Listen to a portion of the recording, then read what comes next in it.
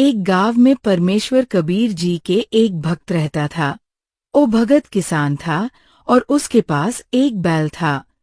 उसी गांव में एक चोर चोरी करता था। एक दिन वो चोर चोरी करने निकला तो रास्ते में ओही भगत का घर देखा। घर के बाहर एक बैल बंधा था। चोर ने उस बैल को चुरा कर ले गया और बेचकर खा पीकर पैसा खत्म कर लिया। कुछ समय बाद वो चोर फिर चोरी करने निकला तो रास्ते में फिर से उसी भगत का घर पड़ गया। उसने क्या देखा कि 2 बैल बंधा था। ये देखकर वो खुश हुआ और दोनों बैलों चुराकर भाग लिया और बैलों को बेचकर खा पीकर खर्च कर लिया। 1-2 वर्ष बाद वह चोर फिर से भगत के घर के रास्ते से चोरी करने जा रहा था और मन में ये सोच रहा था कि इस भगत का मैंने 3 बैल चुरा लिए, इसके पास कुछ नहीं होगा और पुलिस रिपोर्ट भी नहीं करता। चलो थोड़ा देखते हैं कि ये भगत क्या कर रहा है और किस हाल में है। ये सोचकर भगत के घर की तरफ देखा तो 4 बैल बंधा था। ये देखकर बहुत अचंभित हुआ और वो चोरी करने की बात भूल गए। उसने सोचा कि चलो इस आदमी से पूछता हूँ कि इसके पास ऐसा क्या जादू है।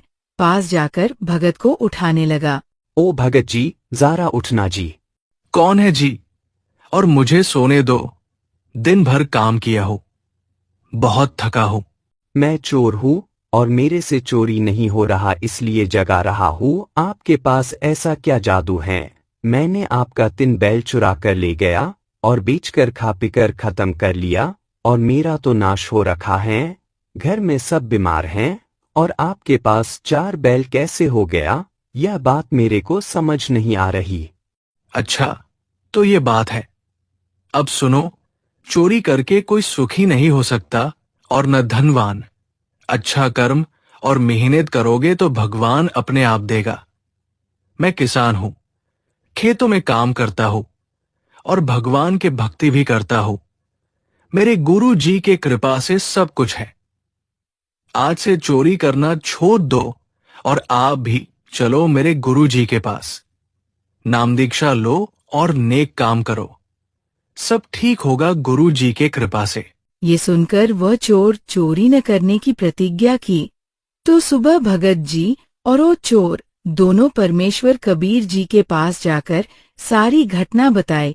तो परमेश्वर कबीर जी ने कहा, ठीक है बेटा, आज से चोरी करना छोड़ दो, नाम दीक्षा लो और भक्ति करो। परमात्मा अनजाने में किए सब पाप नाश कर देगा और सुख देगा। ये सुनकर वो चोर ने नाम दीक्षा ली और भक्ति करने की प्रतिज्ञा की। कुछ देर बाद दोनों घर आया।